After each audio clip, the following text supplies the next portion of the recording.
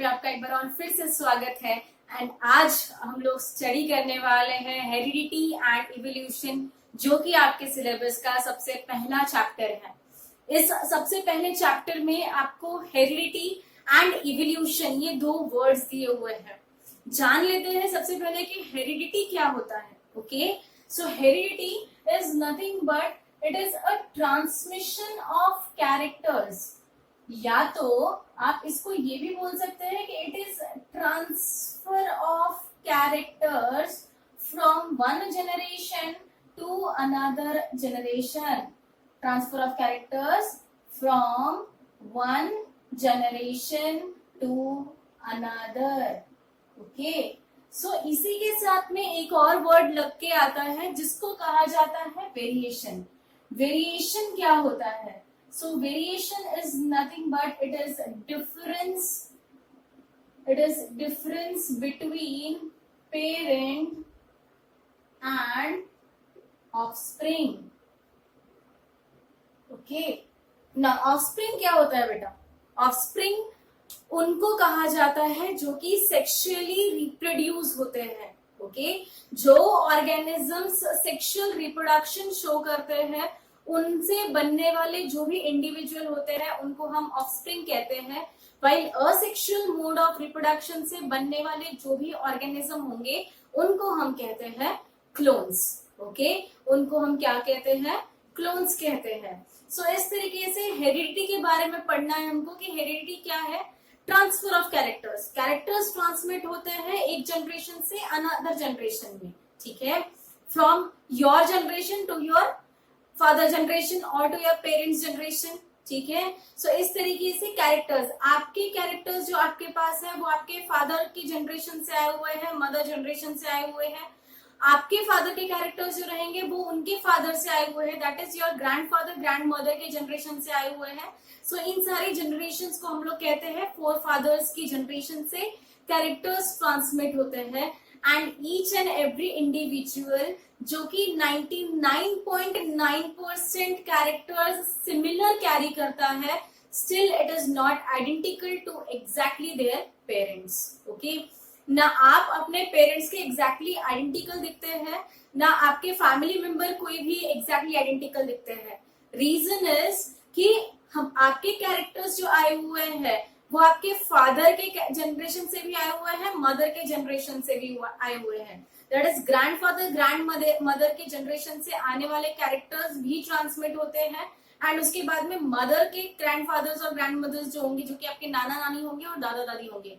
Okay, इनके characters से जो ट्रांसमिट होते हैं वो सारे कैरेक्टर्स आप में हैं। Some are dominant, some are recessive. Okay, so इसी कंसर्न को, हेरिडिटी को लेते हुए सबसे पहला इंडिविजुअल या सबसे पहला एक्सप्लेनेशन देने वाला ऑर्गेनिज्म जो था वो था John Gregor Mendel. Okay, John Mendel ने कहा था कि हमारे पास में कुछ डोमिनेंट कैरेक्टर्स होते हैं, कुछ रिसेसिव कैरेक्टर्स होते हैं जो कि ट्रांसमिट करते हैं characters from one generation to another generation. That's why Gregor John Mendel is also called as father of genetics. इनको father of genetics भी कहा जाता है। ओके, इनको father of genetics भी कहा जाता है। एंड इनकी डिस्कवरी अराउंड माइटोसिस और मियोसिस की भी पहले की है। इन्होंने माइटोसिस और मियोसिस डिस्कवर्ड होने से पहले ही बता दिया था कि ऑर्गेनिज्म के पास में कोई तो एक ऐसा फैक्टर होता है, कोई तो एक ऐसी चीज होती है जो कि ट्रांसमिट करती है from one generation to another generation. Okay, now next aspect पे आते हैं। सो इसी को ध्यान में रखते हुए, इन्हीं कैरेक्टर्स को ध्यान में रखते हुए ह्यूगो डे व्रिस ने इवोल्यूशन स्टडी करते वक्त में उन्होंने कहा कि कोई तो ऑर्गेनिज्म में म्यूटेशन होता है।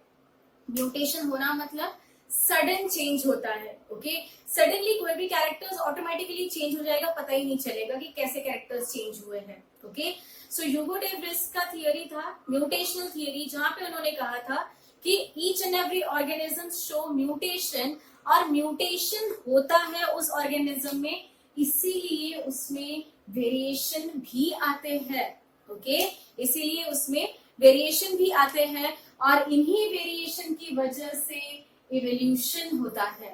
ओके, इन्हीं वेरिएशंस की वजह से इवोल्यूशन भी होता है। यही एस्पेक्ट समझाया था ह्यूगो डे व्रिस ने। ओके, देन नेक्स्ट एस्पेक्ट की तरफ मूव करते हैं, जहां पर Oswald every, McLean McCarthy and Colin MacLeod कहते हैं, that is every, MacLeod and McCarthy कहते हैं कि हमारे पास में कुछ सीक्वेंसेस अवेलेबल है। ओके, हमारे पास में कुछ सीक्वेंसेस अवेलेबल है, that may be DNA, that may be RNA. अभी तक के मेंडल ने कोई परफेक्ट या ठोस सबूत नहीं दिया था, as well as mutational theory भी कोई ठोस सबूत नहीं दे रही थी कि क्या डीएनए है या आरएनए है जो कि ट्रांसमिट कर रहे हैं from one generation to another generation. हमने कहा फैक्टर्स है, बट कौन से फैक्टर्स है जो कि ट्रांसमिट कर रहे हैं? सो उसका आंसर दिया था एवरी, मैक्लॉयड और मैकार्टी ने।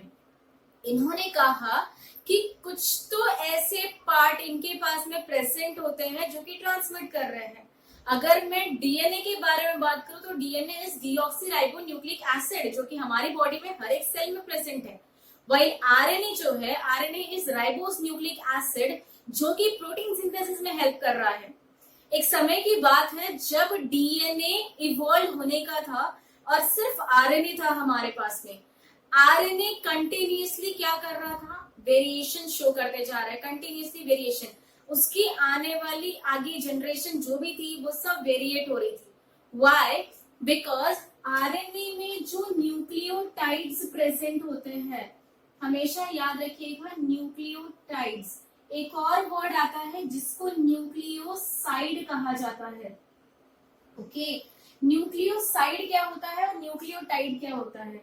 न्यूक्लियोटाइड में शुगर मॉलिक्यूल प्रेजेंट होता है, प्लस नाइट्रोजनस बेस प्रेजेंट होते हैं, एंड इसके साथ साथ इसके पास प्रेजेंट होता है फॉस्फेट। ठीक है, वाइल न्यूक्लियोसाइड में सिर्फ शुगर और उसके साथ साथ प्रेजेंट होते हैं नाइट्रोजनस बेस।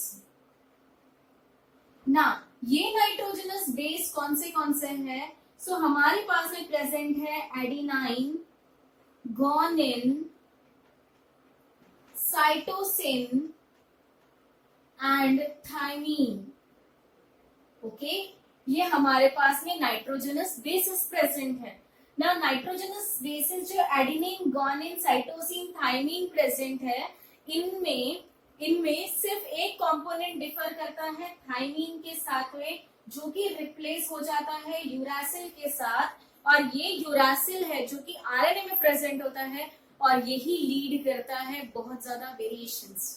ओके, इसीलिए कहा जाता है DNA is stable wise RNA is non stable. Okay, RNA कभी भी म्यूटेट हो सकता है, आरएनए कभी भी अपने आप को चेंज कर सकता है। Then that condition is called as mutational theory, which was given by Hugo de Vries.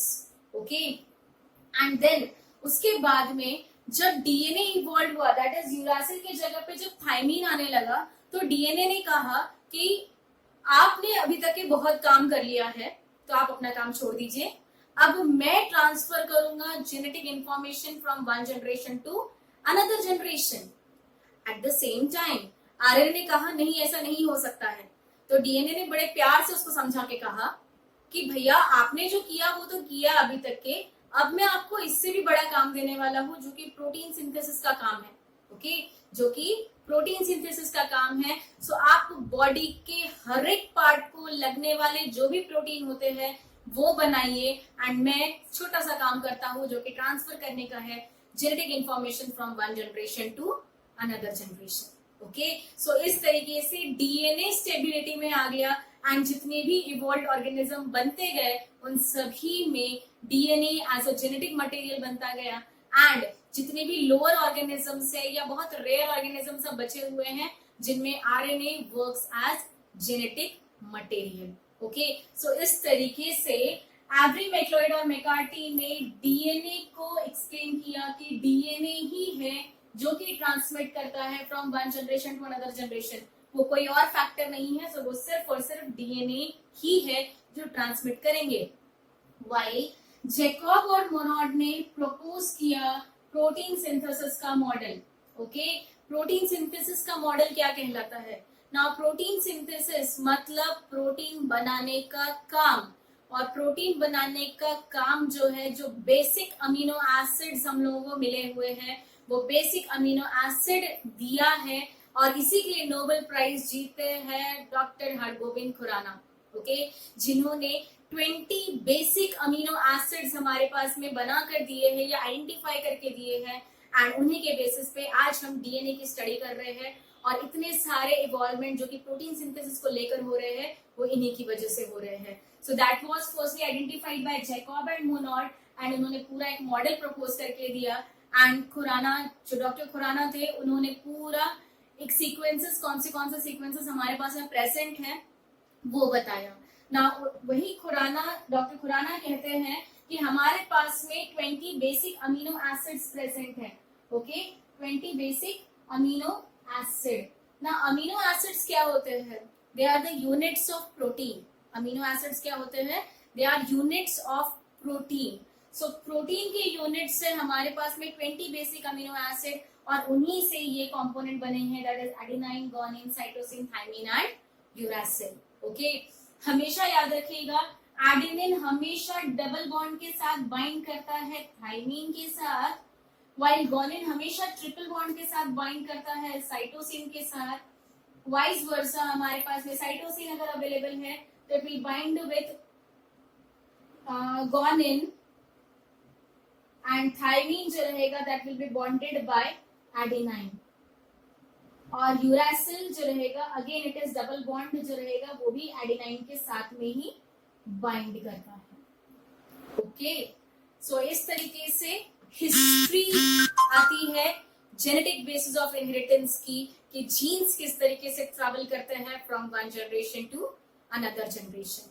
So till then मिलते हैं हम लोग नेक्स्ट सेशन के साथ में, जहां पर ट्रांसक्रिप्शन के बारे में बात होगी, ट्रांसलेशन के बारे में बात होगी, कि किस तरीके से ट्रांसक्रिप्शन और ट्रांसलेशन की प्रोसेस होती है, एंड वो फ्यूचर किस तरीके से हमारे ऑर्गेनिज्म का डिसाइड करती है।